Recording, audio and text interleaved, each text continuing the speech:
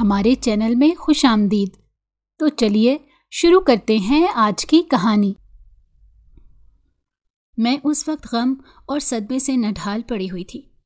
کچھ سمجھ نہیں آ رہی تھی کہ زندگی نے میرے ساتھ یہ کیا مذاق کیا ہے اور مجھے کس موڑ پر لا کر کھڑا کر دیا ہے۔ سامنے اماں کی میت پڑی تھی اور میں سرہانے بیٹھ کر رونے والی اکیلی تھی۔ ماں کے مرنے کے بعد محلے والوں کو خبر ہو چکی تھی، لیکن ان میں سے کوئی بھی میرے گھر نہیں آیا۔ وجہ ایک ہی تھی اور وہ سب کو معلوم تھی۔ وجہ یہ تھی کہ میری ماں ایک طوائف تھی اور یہاں پر سبھی یہ بات جانتے تھے، لیکن اللہ نے تو شاید میری ماں کا وہ گناہ معاف کر دیا ہو، لیکن انسان نہیں بھلاتے، وہ مرنے کے بعد بھی اس کو سزا دیتے رہتے ہیں۔ یہی وجہ تھی کہ میری ماں کے مر جانے کے باوجود ابھی تک ان کی میت پر کوئی نہیں آیا۔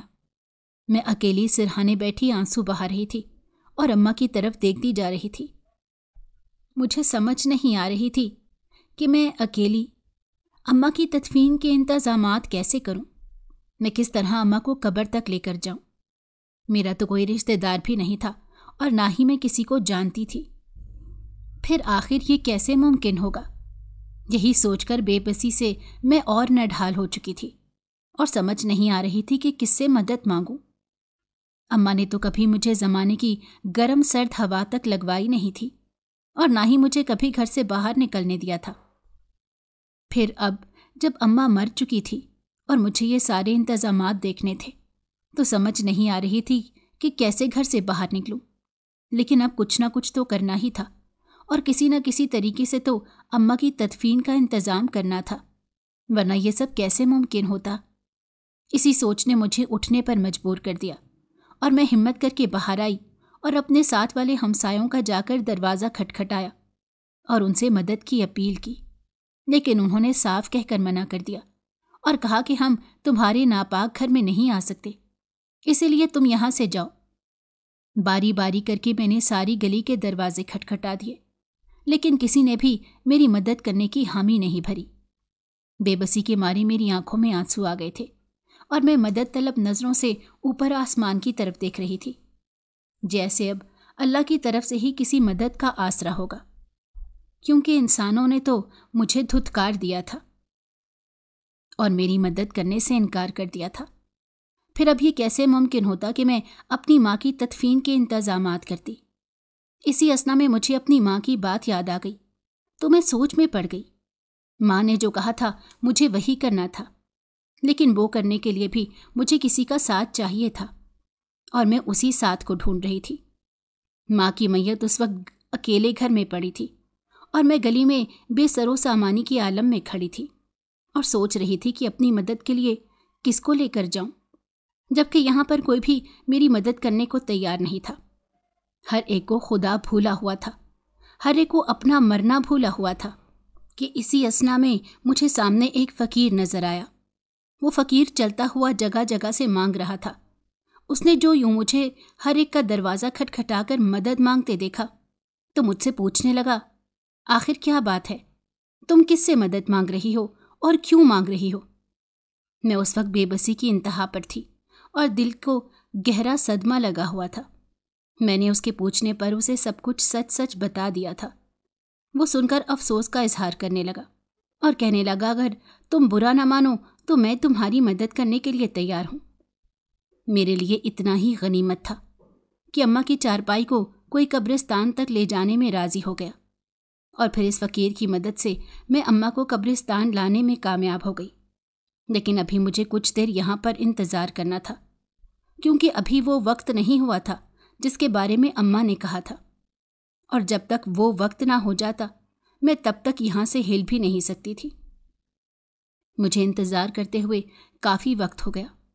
میں اکیلی اماں کی میت کو لے کر قبرستان میں بیٹھی ہوئی تھی اور ہر ایک آہٹ پر میرا دل سوکھے پتے کی طرح کانپنے لگتا تھا۔ یہاں پر مجھے بہت خوف محسوس ہو رہا تھا اور ارد گرد اس انداز میں دیکھ رہی تھی کہ سمجھ نہیں آ رہی تھی کہ کیا کروں۔ ایک پل کو تو دل کیا کہ واپس چلی جاؤں، لیکن ماں کو اس طرح نہیں چھوڑ کر جا سکتی تھی، مجھے انتظار کرنا ہی تھا۔ اور پھر جیسے ہی 12 بجے تو ایک دم سے ایک طرف سے کوئی شور سا بلند ہوا، اور جب میں نے وہاں دیکھا تو ایک ہجوم چلتا ہوا نظر آ رہا تھا۔ میرے قریب آتے ہی مجھے اندازہ ہوا کہ وہ سب تو… میرا نام مریم ہے اور میں ایک 21 سال کی جوان لڑکی ہوں۔ میں اپنی ماں کے ساتھ اس چھوٹے سے گھر میں اکیلی رہتی تھی۔ بچپن سے ہی میں ماں کو دیکھتی آ رہی تھی کہ وہ ہمیشہ نماز اور قرآن کی بہت زیادہ پابندی کرتی تھی۔ ہمیشہ سر کو ڈھک کر رکھتی، اور جیسے ہی نماز کا وقت ہوتا تو اذان سنتے ہی وہ اذان کا جواب دے کر اٹھ جاتی اور وضو کر کے بڑے دل سے نماز ادا کرتی، اور نماز کے دوران ان کا چہرہ آنسوؤں سے تر ہوتا۔ وہ روتی رہتی اور اسی طرح سجدے میں چلی جاتی، اور کتنی کتنی دیر وہ سجدے سے سر نہیں اٹھاتی تھی۔ میں اماں کو جب نماز پڑھتے دیکھتی تو ان کے پاس کھڑی ہو جاتی، اور جیسے جیسے وہ کرتی جاتی تھیں ویسے ویسے میں بھی کرتی جاتی۔ نماز کے مفہوم کا تو مجھے ابھی تک پتہ نہیں تھا، اور نہ ہی یہ پتہ تھا کہ اس دوران کیا پڑھتے ہیں، لیکن اماں جب نماز پڑھتی مجھے بہت اچھی لگتی، اسی لیے میں بھی ان کے ساتھ اسی انداز میں دوپٹہ لپیٹ کر کھڑی ہو جاتی۔ یہی وجہ تھی کہ بچپن سے ہی میری نماز پڑھنے کی عادت پختہ ہو گئی، اور میں بھی اماں کی طرح بڑے دل سے نماز ادا کرتی۔ اماں نے مجھے علاقے کے ایک اچھے اسکول میں داخل کروایا ہوا تھا۔ وہ خود مجھے اسکول چھوڑ کر جاتی اور خود ہی واپس لے کر آتی۔ محلے میں ہمارا کسی گھر میں آنا جانا نہیں تھا۔ میری بھی کوئی سہیلی نہیں تھی، مجھ سے کوئی دوستی کرتا ہی نہیں تھا۔ اگر کوئی کر بھی لیتی تو خود ہی ختم کر دیتی۔ میں ابھی صرف 5 سال کی تھی۔ جب اماں سے میں اس بات کے بارے میں پوچھتی تو وہ مجھے خاموش رہنے کی تلقین کرتی، اور یہی کہتی کہ میں تجھے وقت کے ساتھ ساتھ سب کچھ سمجھا دوں گی۔ اماں کی بات پر میں ان کی طرف ناسمجھی سے دیکھتی رہتی، لیکن ایک دن تو حد ہو گئی۔ اماں مجھے اسکول چھوڑنے جا رہی تھی کہ اچانک راستے میں فقیر مل گیا، اور اس نے اماں کے آگے ہاتھ پھیلا دیا۔ اماں نے اسے 10 روپے کا نوٹ پکڑایا تو اتنے میں پیچھے سے ایک عورت آ رہی تھی۔ وہ ہماری ہی گلی کی تھی اور کچھ گھر چھوڑ کر رہتی تھی۔ اس نے نفرت سے اماں کی طرف دیکھتے ہوئے فقیر سے کہا، بابا یہ نوٹ مت لینا، یہ ایک طوائف ہے اور اس کی کمائی حلال کی نہیں ہے۔ اس عورت نے نہ جانے کس انداز میں اپنی نفرت کا اظہار کیا کہ اماں بیچاری غم و غصے سے اسے دیکھتی رہ گئیں اور خاموش ہو کر رہ گئیں، جبکہ وہ فقیر بھی نفرت سے اس نوٹ کو وہیں پھینک کر آگے چل دیا۔ میں حیران رہ گئی۔ مجھے فقیر کے اس طرح کے رد عمل کی توقع نہیں تھی۔ اماں نے ان دونوں کو کچھ نہیں کہا اور خاموشی سے آگے بڑھ گئی، لیکن ان کے چہرے پر غم کی کیفیت دیکھی جا سکتی تھی، جبکہ میرے ذہن میں ایک لفظ ہمیشہ کے لیے جیسے قید ہو کر رہ گیا، طوائف۔ 1-2 دن تو اماں کو اس صدمے سے سنبھلنے میں لگ گئے، اور پھر جب میں نے ان سے طوائف ہونے کے بارے میں پوچھا تو وہ کہنے لگیں کہ میں وقت آنے پر تمہیں سب کچھ بتا دوں گی، ابھی ان باتوں کے لیے تم بہت چھوٹی ہو۔ اماں مجھے نرمی سے ٹال دیتی اور پھر یہی کہتی کہ تم ان باتوں کے لیے بہت چھوٹی ہو۔ تاہم یہ لفظ میرے دماغ میں جیسے پھنس کر رہ گیا۔ میں جہاں کہیں بھی یہ لفظ سنتی تو اماں کی طرف دیکھنے لگتی۔ اکثر میں اماں سے اس بارے میں سوال کرتی کہ آخر ہمارے گھر محلے کے لوگ کیوں نہیں آتے، اور نہ ہی وہ ہمیں اپنے گھر کسی خوشی غمی پر بلاتے ہیں، تو اماں اداسی سے مسکرا دیتی اور یہی کہتی کہ وہ لوگ ابھی ناسمجھ ہیں، وہ نہیں جانتے کہ سچ کیا ہے اور جھوٹ کیا ہے، اسی لیے ایسا کرتے ہیں، تم لوگوں کی پرواہ کرنا چھوڑ دو۔ اماں کے کہنے پر میں خاموش ہو جاتی، لیکن جیسے جیسے میں بڑی ہو رہی تھی میرے سامنے لوگوں کی باتیں آنے لگ گئیں، اور میں اماں سے زیادہ سوال کرنے لگ گئی تھی۔ میں ان سے پوچھنے لگتی تھی آخر طوائف کیا ہوتی ہے، لیکن اماں ہمیشہ کی طرح مجھے خاموش کروا دیتی۔ اماں کی نمازیں اور سجدے طویل ہوتے جا رہے تھے۔ میں جیسے جیسے بڑی ہوتی گئی اماں اب زیادہ وقت جائے نماز پر ہی گزارتی، اور نہ جانے رو رو کر اللہ سے کیا مانگتی رہتی۔ میں بس خاموشی سے انہیں بیٹھ کر دیکھتی رہتی، لیکن اماں میرے کسی سوال کا جواب نہیں دیتی اور نہ ہی مجھے کچھ بتاتی۔ ایک اور بات جو میں نے محسوس کی تھی، مجھے آج تک یہ بات نہیں پتہ چلی تھی کہ ہمارے گھر کا خرچ کیسے چل رہا ہے۔ اماں تو کوئی کام کرتی نہیں تھی اور میرے ابا تو تھے ہی نہیں۔ मुझे उनके बारे में कुछ इल्म नहीं था। अम्मा से जब भी मैंने अपने बाप के बारे में पूछा तो उन्होंने मुझे टाल दिया और कभी उनके बारे में नहीं बताया। मैं तो ये भी नहीं जानती थी कि वो जिंदा भी हैं या नहीं, और अगर जिंदा हैं तो कहाँ हैं, और वो हमारे साथ क्यों नहीं रह रहे। नन्हे से जहन में बहुत सारे सवाल थे जो चकराते रहते थे, और उन सबके जवाब अम्मा के पास थे, और अम्मा इस मामले में बिल्कुल खामोश थी। स्कूल में अच्छे नंबर लेने के बाद मैं जब कॉलेज गई तो अम्मा ने मुझे एक ही बात समझाई कि कभी भी किसी की बातों में ना आना, और ना ही कभी किसी लड़के पर भरोसा करना। ये लड़के भरोसे के काबिल नहीं होते। अम्मा ने मेरा दिमाग ऐसा बांधा था कि मैंने अपने दिमाग पर यह बात सवार कर ली थी कि मुझे किसी भी लड़के की तरफ माइल नहीं होना।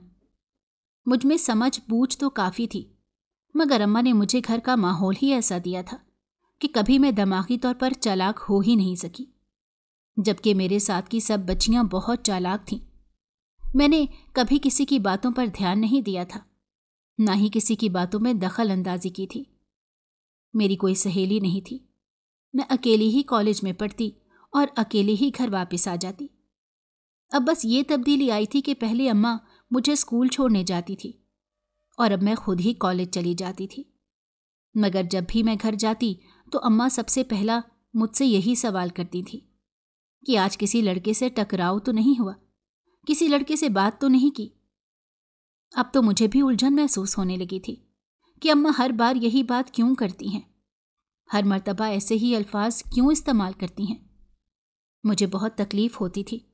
मैं हमेशा कहती कि अम्मा आपको मुझ पर भरोसा नहीं है, आप भला मुझे ऐसी बातें क्यों कहती हैं, मैं भला क्यों लड़कों से बात करूंगी। मैं वहां पर पढ़ने जाती हूं, लड़कों से बात करने नहीं। तभी अम्मा की आंखों में आंसू आ जाते और कहती कि मैं तुम्हारी भलाई के लिए ही कहती हूं। जब जवानी का खून चढ़ा हो तो इंसान बहक जाता है, इंसान को कुछ महसूस नहीं होता। और तुम तो बहुत मासूम हो, ये दुनिया तुम्हारे लिए नहीं बनी। इस दुनिया में बहुत से ऐसे लोग हैं जो हमारे नाक के नीचे से हमें बर्बाद कर जाते हैं और हमें पता ही नहीं चलता। अम्मा की ऐसी बातें मुझे खौफ में मुब्तला कर देती थी। मैं अक्सर अम्मा से कहती कि अम्मा ऐसी बातें क्यों करती हैं, कोई बात हुई है क्या, किसी ने कुछ कहा है। तभी अम्मा कहती नहीं, किसी ने कुछ नहीं कहा, लेकिन मैं जानती हूं कि तुम्हारा मुस्तकबिल क्या है, इसीलिए बेहतर यही है कि तुम इन सब चीज़ों से दूर रहो। मुझे कभी शिकायत ना मिले कि तुम किसी लड़के से मोहब्बत कर बैठी हो। मैं हमेशा लंबा सांस खींचती और अम्मा को तसल्ली देती कि ऐसा कुछ नहीं होगा, मैं अपनी पढ़ाई पर ध्यान दूंगी। मगर वो कहती है ना कि जिस चीज़ से हम ज़्यादा भागते हैं हमेशा वही चीज़ हमारे आगे आती है। एक रोज़ मैं कॉलेज जा रही थी कि जब रास्ते में एक लड़कों का टोला मेरे पास से गुजरा। वो सब लड़के पढ़े लिखे लग रहे थे। उनमें से एक लड़के की नज़र मुझ पर पड़ी और मेरी उस लड़के पर। वो लड़का बहुत खूबसूरत और बहुत हसीन था, जवान, पढ़ा लिखा लग रहा था और उसका किसी अमीर घराने से ताल्लुक़ लग रहा था। यही वजह थी कि उसका रंग रूप पर भी उसकी अमीरी झलक रही थी। उसका पहनावा बहुत खूबसूरत था। नज़र तो मेरी भी सिर्फ एक ही पड़ी थी, मगर न जाने ऐसा क्या हुआ कि सारा दिन मेरी आंखों के सामने से वो चेहरा गया ही नहीं। मैं सारा दिन उस चेहरे को सोचती रही। घर गई तो तब भी खोई खोई सी थी। अम्मा कहने लगी क्या हुआ, सब ठीक तो है ना, आज बड़ी खोई खोई सी लग रही हो। मैंने अम्मा से कहा कि जी सब ठीक है।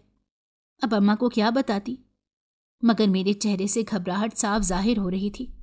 मुझे डर था कि कहीं मेरी अम्मा मेरे दिल का हाल ना जान ले, और अगर अम्मा को इस बात का इल्म हो जाता कि मैं किसी लड़के के बारे में सोच रही हूं तो अम्मा तो मुझे जिंदा ज़मीन में गाड़ देती, क्योंकि मुझे किसी लड़के के बारे में सोचने की भी इजाज़त नहीं थी। वजह क्या थी मैं नहीं जानती थी, मगर हमेशा अम्मा मुझे इन चीज़ों से रोकती टोकती रहती थी। अम्मा ने कभी मुझे किसी हमसाये के घर भी नहीं जाने दिया था। एक मर्तबा मेरी एक सहेली बन गई, मगर अम्मा ने मुझे कभी उससे दोस्ती रखने ही नहीं दी। अब तो मुझे अम्मा से चिढ़ होने लगी थी। मैं अम्मा से बात बात पर झूठ बोलने लगी थी। मेरी कॉलेज में एक सहेली बन गई, वो बहुत अमीर घराने से थी। मैंने उसे सब हकीकत बताई थी کہ میں امیر گھرانے سے تعلق نہیں رکھتی۔ اگر پھر بھی تم میرے ساتھ دوستی کرنا چاہتی ہو تو میں تمہارے ساتھ دوستی کرنے کے لیے حاضر ہوں، مگر گھروں میں آنا جانا، ایک دوسرے سے رابطہ رکھنا، یہ میری اماں کو پسند نہیں۔ پہلے تو اس نے وجہ پوچھی، مگر میں نے اسے کوئی وجہ نہ بتائی اور اس سے کہا کہ اماں کو بس یہ سب نہیں پسند، وہ چاہتی ہیں کہ میں اپنی پڑھائی پر توجہ دوں اور کچھ بن کر دکھاؤں۔ میرے ابا اس دنیا میں نہیں ہیں، اس لیے وہ چاہتی ہیں کہ میں اپنے پیروں پر کھڑی ہو جاؤں تاکہ کسی کے آگے مجھے کبھی ہاتھ نہ پھیلانے پڑے۔ میری سہیلی میری بات کو سمجھتے ہوئے عقل مندی سے کہنے لگی کہ ہاں، تمہاری اماں بالکل ٹھیک کہتی ہیں۔ اچھی بات ہے کہ اگر تم نے ابھی تک کوئی سہیلی نہیں بنائی، میں بھی تمہاری سہیلی ہوں، مگر میرا تم سے وعدہ ہے کہ کبھی میں تمہاری پڑھائی کے درمیان میں نہیں آؤں گی۔ ہم دونوں میں بہت پیاری دوستی ہو گئی تھی، ہم دونوں ہمیشہ ایک دوسرے کے ساتھ پائی جاتی تھی۔ پورے کالج میں ہم دونوں کی دوستی مشہور ہو گئی تھی، مگر یہ سب کا اثر میری پڑھائی پر نہیں ہوا تھا۔ میں نے اپنی سہیلی کو اس دن کا واقعہ بھی نہیں بتایا تھا اور نہ ہی یہ بتایا تھا کہ ابھی تک وہ میرے دماغ میں ہے اور میں اس لڑکے کو ہمیشہ سوچتی رہتی ہوں، مگر مجھے اس کو سوچنا اچھا لگتا ہے کیونکہ اماں کی اور باتیں مانی یا نہ مانی ہوں، لیکن اماں کی ایک بات ضرور مانی تھی کہ میں کسی پر ابھی تک آنکھیں بند کر کے بھروسہ نہیں کرتی تھی۔ اپنی سہیلی پر بھی میں نے کبھی بھروسہ نہیں کیا تھا، اسی لیے کبھی اسے اپنا راز نہیں بتایا تھا، کیونکہ ہمیشہ میری اماں کہتی تھیں کہ سہیلیوں کی بھی سہیلیاں ہوتی ہیں۔ اگر میں آج اسے ایک راز کی بات بتاؤں گی تو وہ کل کسی اور کو بتا دے گی، اور یہ عورت کی فطرت تھی کہ اسے جس بات سے روکا جائے وہ لازمی وہی بات کرتی ہے۔ ایک روز چھٹی کے وقت میں کالج سے نکل رہی تھی جب وہی لڑکا اپنی گاڑی کے آگے بڑی شان و شوکت سے کھڑا تھا۔ میں تو اسے اپنے سامنے کھڑا دیکھ کر اپنی جگہ پر ساخت ہو گئی، میری آنکھیں پھٹی کی پھٹی رہ گئیں۔ مجھے اندازہ نہیں تھا کہ وہ شخص یہاں تک آ جائے گا۔ مجھے لگا کہ شاید وہ مجھے دیکھنے کے لیے آیا ہے، مگر جلد ہی میری خوش فہمی دور ہو گئی جب اچانک سے میری سہیلی پیچھے سے نکل کر آئی اور آ کر اس کے گلے لگ گئی اور کہنے لگی کہ بھائی، آج آپ نے بہت دیر کر دی آنے میں۔ یہ کیسا اتفاق تھا، میری بہترین سہیلی اس لڑکے کی بہن نکلی تھی۔ تبھی میری سہیلی نے میری طرف دیکھا، میرا منہ ابھی تک کھلا ہوا تھا۔ وہ میرے پاس آئی اور آ کر کہنے لگی، چلو آؤ، تمہیں اپنے بھائی سے ملواتی ہوں۔ پہلے تو میں اسے انکار کرتی رہی، مگر وہ زبردستی مجھے اپنے ساتھ لے گئی اور اپنے بھائی سے تعارف کروانے لگی۔ اس کا بھائی بھی بہت خوش مزاج تھا، اسی لیے میرے ساتھ بہت اچھے سے بات کرنے لگا۔ مجھے اس سے بات کر کے بہت اچھا لگ رہا تھا، مگر میرا پورا وجود ابھی بھی کانپ رہا تھا۔ میں بہت الجھن کا شکار تھی، بار بار نظر چرا رہی تھی تو کبھی اپنے ہاتھ مسلنے لگتی۔ تبھی میری سہیلی نے میری حالت پر رحم کھایا اور کہنے لگی کہ بھائی، اگر اس کو اور مزید یہاں پر کھڑا رکھا تو یہ یہاں پر ہی بے ہوش ہو جائے گی، نہ جانے اس میں پر اعتمادی کب آئے گی۔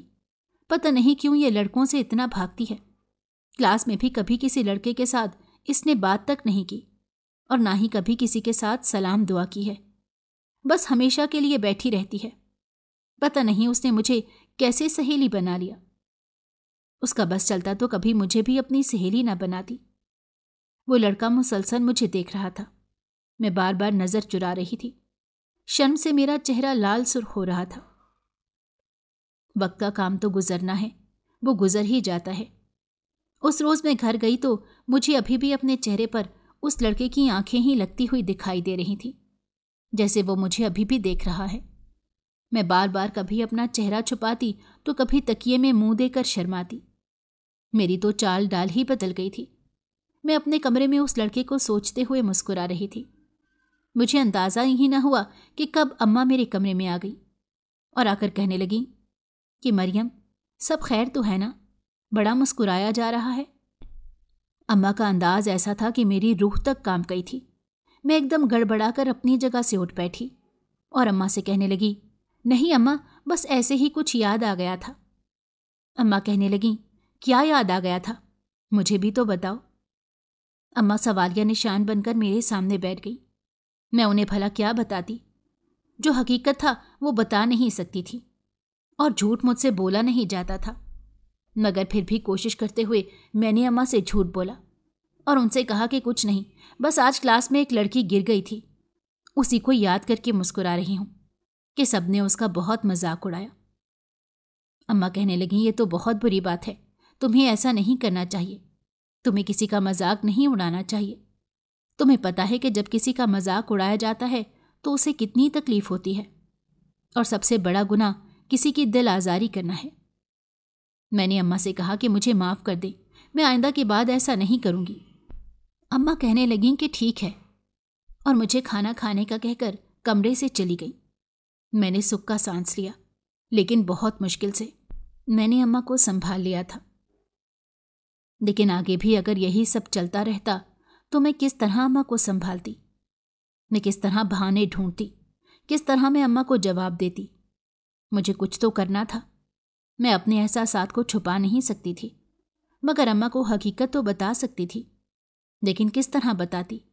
अम्मा को जब मालूम होता कि मैं किसी लड़के को पसंद करने लगी हूं तो मेरा कॉलेज जाना बंद कर देती, यूं मेरी पढ़ाई रुकवा देती और न जाने मेरे साथ कैसा सलूक करती। एक रोज मैं घर आ रही थी कि मेरी पड़ोसन बाहर निकली और कहने लगी, तवाइफ की बेटी तवाइफ ही होती है, जितना मर्जी पढ़ लो, कहलाओगी तो तवाइफ की ही बेटी ना। मैंने चौंक कर उस औरत की तरफ देखा और उसे कहा कि खाला, आप क्यों हमारे पीछे पड़ी हुई हैं? आखिर अम्मा ने आपको क्या कहा है जो आप उनको बार बार तवाइफ कहती हैं? तभी वो मेरे पास आई और आकर कहने लगी, अगर मुझ पर यकीन नहीं है तो अपनी अम्मा से एक दफ़ा पूछ ले, क्या वो तवाइफ नहीं है? क्या वो मर्दों की हविस नहीं मिटाती थी? ये अल्फाज थे या हुए खंजर था जो मेरे दिल में चुभोया जा रहा था। मैंने सोच लिया था कि कभी कुछ भी हो जाए, आज तो मैं ये हकीकत का पता लगा कर रहूंगी। उसी दौरान मैं अम्मा के पास गई। गुस्से की वजह से मेरा सांस फूल चुका था, मैं हाँप रही थी। जब अम्मा ने दरवाज़ा खोला और कहने लगी, क्या हुआ, सब ठीक तो है? किसी ने कुछ कहा है क्या? मैंने गुस्से से अपनी किताबें और बस्ता दूर सोफे पर फेंका और दूसरे सोफे पर खुद बैठ गई। अम्मा ने मेरी ये हालत पहली मर्तबा देखी थी। वो जल्दी से घबराते हुए मेरे पास आई और आकर कहने लगी कि मेरी बच्ची, मुझे बताओ हुआ क्या है? मैंने अम्मा से कहा कि अम्मा, हर कोई आपको तवाइफ क्यों कहता है? और आज तो खाला ने बहुत अजीब सी बात की कि आप मर्दों की हविस मिटाती थी, और आज तो उसने मेरी ज़ात पर भी सवाल उठा दिया। वो मुझसे पूछ रही थी कि अगर तेरी माँ इतनी ही पाकबाज है तो बता, तेरा बाप कौन है? मुझे बताओ अम्मा कि मेरा बाप कौन है, कहाँ पर है? मेरा बाप जिंदा भी है या मर गया? आपने कहा था कि वो वक्त के साथ साथ आप मुझे सब बता देंगी, लेकिन आपने मुझे कभी कुछ नहीं बताया। मैं जब भी कोई सवाल करती थी आप मुझे टोक देती थी। अब मुझे बताएं कि हकीकत क्या है। अम्मा मेरी बात आंखें फाड़कर सुन रही थी।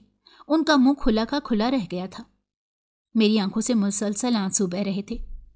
अम्मा मुझे चुप करवाना चाहती थी, मगर शायद अब उनकी भी हिम्मत नहीं पड़ रही थी। तभी वो कंधे झुका गई और कहने लगीं कि मैं तुझे अभी कुछ नहीं बता सकती, मैं तुझे खोना नहीं चाहती।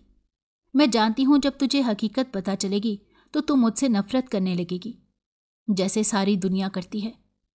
मगर इस सब में मेरा कोई कसूर नहीं था। हाँ, मेरा सिर्फ इतना सा गुनाह था कि मैंने अपने माँ बाप की बात नहीं मानी थी। उनसे झूठ बोलकर, उनसे छुपाकर मैंने एक बहुत बड़ा गुनाह कर दिया था, जिसकी सज़ा मुझे सारी जिंदगी भुगतनी थी, और मैं अभी तक भुगत रही हूं। मगर मैं चाहती हूं कि तू ऐसी जिंदगी ना गुजारे, तभी तुझे बार बार हर बात से मना करती हूं। मैंने अम्मा से कहा कि अम्मा, कैसा गुनाह? अब तो मुझे तजस्सुस होने लगा था कि आखिर अम्मा ने ऐसा किया क्या था जिसकी सज़ा वो भुगत रही थी और लोग उनको इस तरह की बातें करते थे। अम्मा ने कहा कि अभी तेरी उम्र छोटी है, मैं तेरे दिमाग पर ज़्यादा बोझ नहीं डालना चाहती। मैं तेरी शादी बहुत अच्छे घराने में करना चाहती हूँ, फिर मैं तुझे बाकी हकीकत बता दूंगी। उसके बाद तुझे मुझे छोड़ना हुआ तो छोड़ देना, मगर अभी मैं तुझ पर जुल्म नहीं करना चाहती, तुझ पर किसी किस्म का बोझ नहीं डालना चाहती। मगर अब तो मेरी बस हो चुकी थी। मैंने अम्मा से कह दिया था कि अम्मा, कुछ भी हो जाए, मैं हकीकत का जब तक पता नहीं लगा लेती तब तक मैं पढ़ने नहीं जाऊंगी। अम्मा मेरी बात पर एकदम परेशान हो गई और कहने लगी, ये कैसी बेवकूफ़ी है, ये कैसी बातें कर रही है। तुम्हारे सालाना इम्तहानात शुरू होने वाले हैं, तुम ऐसे अपने वक्त को ज़ाया नहीं कर सकती। मैंने तुम्हारी खातिर बहुत कुछ बर्दाश्त किया है और तुमसे हमेशा सिर्फ इतना ही चाहा है कि तुम अच्छे नंबरों से पास हो जाओ, तो तुम कुछ बन जाओ और अपने पैरों पर खड़ी हो जाओ कल को, ताकि तुम्हें कोई मेरी वजह से बात ना कर सके। मैं चीख कर अम्मा से कहने लगी कि अम्मा, जब तक तुम मुझे हकीकत नहीं बता दोगी तब तक ये दुनिया चुप नहीं करेगी। अम्मा आंसू बहाने लगी और कहने लगी कि काश मैं तुझे सब हकीकत बता सकती। अम्मा को रोते हुए देखकर मुझे भी तकलीफ हो रही थी, इसीलिए मैंने लंबा सांस खींचा और अपने आंसू साफ करके उनके साथ जाकर लग गई और उनसे कहा कि ठीक है, जब आपको मुनासिब लगे तब बता देना, लेकिन ऐसे रोकर अपनी तबीयत ना खराब करो।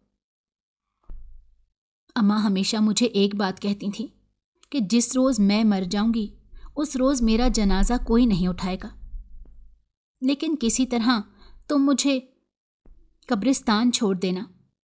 रात 12 बजे के बाद मेरा खुद ही जनाजा पढ़ा दिया जाएगा।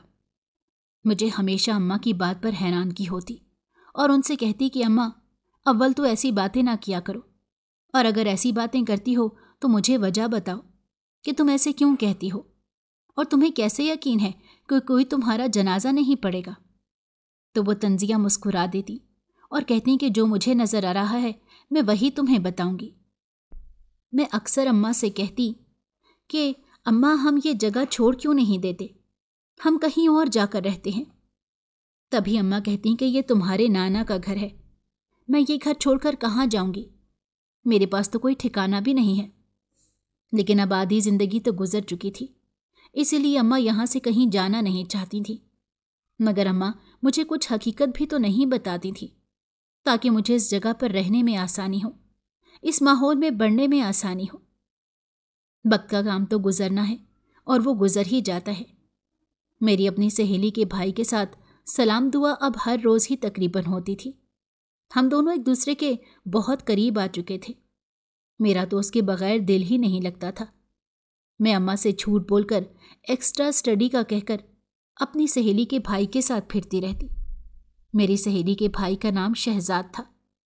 शहजाद ने मुझे बहुत ऊंचे ख्वाब दिखाए थे। उसका कहना था कि वो मेरी खातिर कुछ भी करने के लिए तैयार है।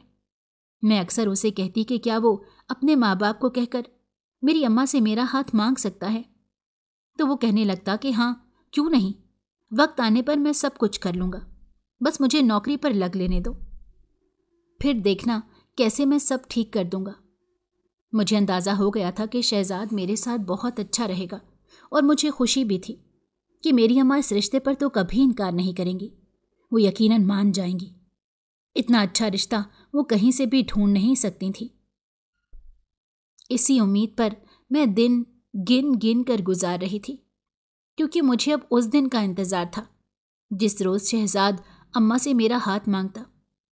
मैं तो आसमान पर उड़ने लगी थी, मुझे तो जैसे पर ही लग गए थे। मेरे बदले रवैये और तेवर देकर अम्मा अक्सर औकात मुझे कहती, क्या बात है, आजकल कुछ बदली बदली लग रही हो। और मैं तो हैरान रह जाती थी कि अम्मा मुझ पर कितनी बारीक नज़र रखती हैं।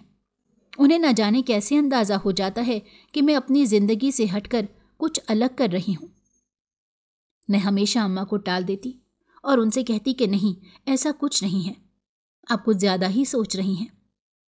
अम्मा हमेशा कहती कि खुदा करे मैं ही कुछ ज़्यादा सोच रही हूँ, और वाकई हकीकत में ऐसा कुछ ना हो, क्योंकि नामहरम की मोहब्बत रुसवाई के अलावा कुछ नहीं देती।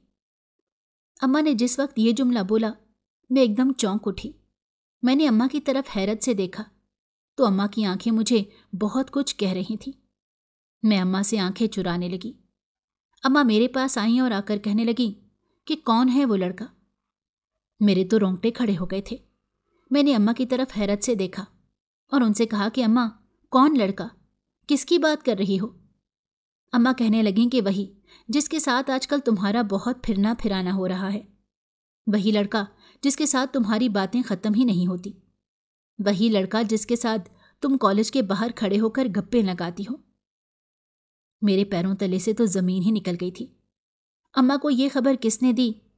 یہ تو میرے شہزاد اور رمیسا کے علاوہ کوئی نہیں جانتا تھا کہ میں شہزاد کو پسند کرتی ہوں اور وہ مجھے پسند کرتا ہے۔ اماں کہنے لگیں کہ میں نے تمہیں بہت سمجھایا تھا کہ اس راستے پر مت چلنا، اس راستے پر رسوائی کے علاوہ کچھ نہیں ہے، یہاں انسان بے بس ہو جاتا ہے اور اس کے پاس کچھ نہیں بچتا، خاص طور پر ایک عورت کے پاس، اور آخر اس کا ایک طوائف خانہ ہی ہوتا ہے جہاں وہ ساری زندگی گھٹ گھٹ کر گزار دیتی ہے، اور پھر اگر بدقسمتی سے اس کی اولاد پیدا ہو جائے تو ساری زندگی اپنی اولاد کو جواب دینے میں ہی گزر جاتی ہے، اس کو اس کے باپ کی حقیقت بتانے میں ہی گزر جاتی ہے۔ میں نے حیرت سے اماں کی طرف دیکھا اور کہا کہ مجھے حقیقت جاننی ہے۔ اماں یہ تم کیسی باتیں کر رہی ہو؟ اماں نے جو مجھے بتایا اس کے بعد حقیقت میں میرا محبت سے بھروسہ ہی اٹھ گیا تھا۔ جب اماں نے بتایا کہ وہ بھی اپنی جوانی میں کسی لڑکے سے محبت کرتی تھی، اس کی اماں نے اسے بہت سمجھایا تھا کہ نامحرم کی محبت رسوا کر دیتی ہے، مگر اماں کو تو اس وقت صرف محبت نظر آ رہی تھی، جیسے مجھے بھی صرف محبت ہی نظر آ رہی تھی اور کچھ نہیں۔ اماں نے اس لڑکے کے ساتھ بھاگ کر شادی کرنے کا ارادہ کر لیا۔ اس لڑکے نے بھی اماں کو کافی بہلایا اور ان کا سارا زیور لے کر فرار ہو گیا۔ اماں تنہا رہ گئی، گھر سے بھی بھاگ چکی تھی، کہاں جاتی؟ جب اس لڑکے نے اماں کا سارا زیور لیا اور اماں کے ساتھ زیادتی کی، اس کے بعد ان کو ایک طوائف خانے میں چھوڑ دیا، وہاں پر بیچ دیا اور اماں کے بدلے کچھ پیسے لے کر وہاں سے فرار ہو گیا۔ اس کے جانے کے 2 ہفتے بعد ہی اماں حاملہ ہو گئی اور پھر کسی شفیق انسان نے اماں کو وہاں سے خرید لیا اور ان کو آزادی دلوا دی۔ شاید اماں کو اللہ نے معاف کر دیا تھا، جس طرح وہ رو رو کر معافی مانگتی تھی، شاید خدا کو اماں پر ترس آ گیا تھا، مگر وہاں سے نکل آنے کے بعد اماں کی زندگی زیادہ مشکل ہو گئی۔ طرح طرح کے لوگوں کے سوالات کے جوابات دینے پڑتے تھے۔ وہ واپس اپنے اماں ابا کے پاس آ گئیں۔ میرے نانا نانی بہت بوڑھے ہو چکے تھے، تبھی انہوں نے اماں کو معاف کر دیا اور اپنے ساتھ رکھنے لگے۔ اماں کے ہاتھ میں جب انہوں نے ایک بیٹی دیکھی تو انہیں اس بچی پر ترس آیا۔ وہ بچی کوئی اور نہیں، میں ہی تھی۔ اماں نے نانا نانی سے معافی مانگی، لیکن لوگوں کی باتوں نے نانا نانی کو جینے کے قابل نہیں چھوڑا تھا، اسی لیے وہ یہ سب برداشت نہ کر سکے اور اس دنیا سے رخصت ہو گئے۔ اس کے بعد اماں نے مجھے سنبھال کے رکھا، لوگوں کی باتیں سنی، مگر مجھے کبھی تنہا نہیں کیا۔ مجھ پر ہر وقت نظر رکھتی تھی تاکہ ان کے ساتھ جو ہوا کہیں وہ میرے ساتھ نہ ہو جائے، لیکن میری بے وقوفی نے مجھے بھی اسی دوراہے پر لا کر کھڑا کر دیا تھا جس دوراہے پر اماں تھی۔ لیکن خدا کسی کسی کو آزمائش کے لیے چنتا ہے۔ میری اماں نے جو آزمائش کاٹی، خدا نے اس کے بدلے میں مجھے سکون عطا کر دیا۔ میں نے اماں سے وعدہ کیا کہ وہ جہاں کہیں گی میں وہیں شادی کروں گی، اس کے علاوہ میں کچھ نہیں کروں گی۔ میں نے اپنی پڑھائی چھوڑ دی اور گھر بیٹھ کر امتحانات کی تیاری کرنے لگی۔ امتحانات دینے کے لیے میں اکیلی پردہ کر کے چلی جاتی تاکہ کسی کو پتہ نہ چلے کہ یہ میں ہوں۔ شہزاد اپنی بہن کو چھوڑنے آیا ہوتا تھا، مگر میں اس سے چھپ چھپا کر، اس سے بچ کر گھر آ جاتی۔ میں نے اماں سے وعدہ کر رکھا تھا۔ ایک روز اماں کی حالت بہت خراب ہو گئی۔ اماں کہنے لگیں کہ میرے پاس زیادہ وقت نہیں ہے۔ اماں کو ایک بہت بری بیماری لگ گئی تھی۔ جو بیماری تھی تو پہلے سے ہی، مگر اب اس نے اپنے اثرات دکھانا شروع کر دیے تھے۔ آہستہ آہستہ اماں بستر پر آ گئی۔ میں ہر وقت ان کے پاس رہتی، ان کی خدمت کرتی رہتی اور روتی رہتی اور ان سے کہتی کہ اماں مجھے تنہا کر کے نہ چھوڑ کے جانا۔ ایک روز میں اماں کے سرہانے لیٹی ہوئی تھی جب اچانک اماں کی عجیب و غریب آوازوں سے میری آنکھ کھلی۔ میں جیسے ہی اٹھ کے بیٹھی تو اماں کی زبان ہونٹوں سے باہر تھی اور آنکھیں الٹی ہو چکی تھیں۔ میں چیخ چیخ کر اماں کو پکارنے لگی، مگر اماں نے آواز نہ دی۔ اماں اس دنیا سے جا چکی تھی اور اماں کا اس دنیا سے جانا میری زندگی کو ہلا کر رکھ دیا تھا۔ سب محلے والوں کو خبر ہو چکی تھی، مگر کوئی اماں کے چہرے کو بھی دیکھنے نہیں آیا تھا۔ پھر میں ایک فقیر کی مدد سے اماں کو قبرستان میں لے گئی، جیسے اماں نے مجھے کہا تھا۔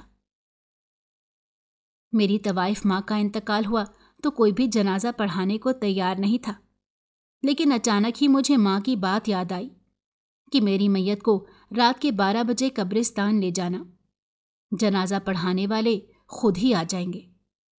اب میں نے ایک آدمی کی مدد سے اپنی ماں کی میت اٹھائی تو سارے گلی والے حیران رہ گئے، مگر آگے بڑھنے کی کسی کے اندر ہمت نہیں تھی۔ جانے والا تو چلا گیا تھا، مگر پھر بھی اس کی ذات پات کو لے کر جانے کیوں محلے والوں نے باتیں بنانا شروع کر دی۔ میں نے لوگوں کو نظر انداز کیا اور اماں کو قبرستان میں لے گئی۔ مجھے انتظار تھا ان لوگوں کا جنہوں نے آنا تھا۔ پھر میں رات کے 12 بجنے کا انتظار کرنے لگی۔ دور دور تک سناٹا چھایا ہوا تھا، لیکن اچانک ہی میں نے لوگوں کا ایک گروہ آتا ہوا دیکھا۔ جیسے ہی وہ نزدیک آئے تو میرے ہوش و حواس فنا ہو گئے، کیونکہ وہ تو سب طوائف خانے کے لوگ ہی تھے، مگر ان میں ایک جانا پہچانا چہرہ بھی تھا۔ اماں نے مجھے ابا کی ایک مرتبہ تصویر دکھائی تھی جب وہ کافی بیمار تھی۔ ہاں، یہ وہی شخص تھا، یہ میرا باپ ہی تھا جس نے میری ماں کو دھوکہ دیا، انہیں تکلیف میں رکھا۔ یہ یہاں پر کیا کر رہا تھا؟ طوائف خانے کے لوگ آئے گئے اور اماں کی میت کا جنازہ پڑھانے لگے۔ ان میں میرا باپ بھی شامل تھا۔ وہ چند لوگ ہی تھے جنہوں نے اماں کا جنازہ پڑھایا اور اس کے بعد ان کو دفنا دیا گیا۔ میرا باپ میرے سامنے آیا اور آ کر میرے سر پر ہاتھ رکھنے ہی والا تھا کہ میں جھٹ سے پیچھے ہو گئی اور اس سے کہا کہ مجھے چھونا مت، مجھے نفرت ہے تم جیسے انسان سے جس نے عورت کا ناجائز فائدہ اٹھایا۔ تمہیں شرم کیوں نہ آئی؟ تمہیں تو ڈوب کر مر جانا چاہیے تھا۔ تبھی وہ پھوٹ پھوٹ کر رونے لگا اور کہنے لگا کہ میں نے جو تمہاری ماں کے ساتھ کیا، مجھے اس کا بدلہ مل گیا ہے۔ میں نے دنیا میں ہی اس کا بدلہ پا لیا ہے۔ مجھے معاف کر دو، میں تمہارا بھی قرضدار ہوں۔ تمہاری ماں سے تو معافی مانگنے کا موقع نہیں ملا، مگر تم تو مجھے معاف کر سکتی ہو نا؟ میں نے اپنے ابا سے کہا کہ نہیں، میں تمہیں کبھی معاف نہیں کروں گی۔ تم نے میری اماں کو بہت تکلیف دی ہے، وہ اس تکلیف کے قابل نہیں تھی۔ وہ تو اتنی صابر عورت تھی، اتنی نیک تھی، لیکن تم نے ان کو داغدار کر دیا، نہ صرف ان کو بلکہ مجھے بھی۔ اگر اماں نہ بتاتی تو مجھے کبھی پتہ ہی نہ چلتا کہ میرا اصلی باپ کون ہے۔ آخر کیوں کیا تم نے ایسا؟ میں نے کیا بگاڑا تھا؟ میری ماں نے تمہارا کیا بگاڑا تھا؟ یہ تم حقیقت نہیں جانتے تھے کہ جو تم نے گھٹیا حرکت کی ہے اس کے بعد اس کا انجام کیا ہو سکتا ہے۔ میں اس کو باتوں پر باتیں سنا رہی تھی، وہ خاموشی سے میری باتیں سنتا جا رہا تھا۔ میں نے اسے کہہ دیا تھا کہ آج کے بعد میرے سامنے مت آنا، ورنہ میں نہیں جانتی کہ میں تمہارے ساتھ کیسا سلوک کروں گی۔ اتنا کہہ کر میں قبرستان سے نکل آئی۔ رو رو کر میرا برا حال ہو چکا تھا۔ میں اپنے گھر آئی اور گھٹنوں پر سر رکھ کر رونے لگی۔ اماں کا جانا مجھے اکیلا کر گیا تھا، مگر میں جانتی تھی کہ مجھے اپنے ہی بل بوتے پر جینا ہے۔ میں نے اسی روز فیصلہ کر لیا تھا کہ میں شادی نہیں کروں گی، کسی مرد پر تو بھروسہ کسی صورت نہیں کروں گی۔ اور پھر میں نے اپنی محبت کو ادھورا چھوڑ دیا۔ میں نے اچھی نوکری شروع کر دی جس سے مجھے بہت منافع ہوا۔ آہستہ آہستہ میں نے عزت کمانا شروع کی، اور پھر بے شک رب کی ذات عزت دینے والی ہے۔ میری ماں ساری زندگی عزت کے لیے ترس گئی، مگر خدا کا شکر تھا کہ اس رب نے میرے لیے عزت رکھی تھی۔ میں جس جگہ کام کرتی تھی وہاں میرے آس پاس کے لوگ میری بہت عزت کرتے تھے۔ اب تو محلے والے بھی مجھ سے اچھے سے سلام دعا لینے لگے تھے۔ اب کسی کو کوئی فرق نہیں پڑتا تھا کہ میں کس کی بیٹی ہوں۔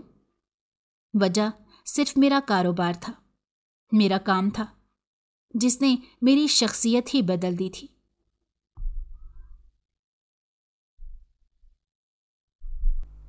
اگر آپ کو ہماری کہانی پسند آئی ہو تو ہمارے چینل کو لائک کریں اور سبسکرائب کر دیں۔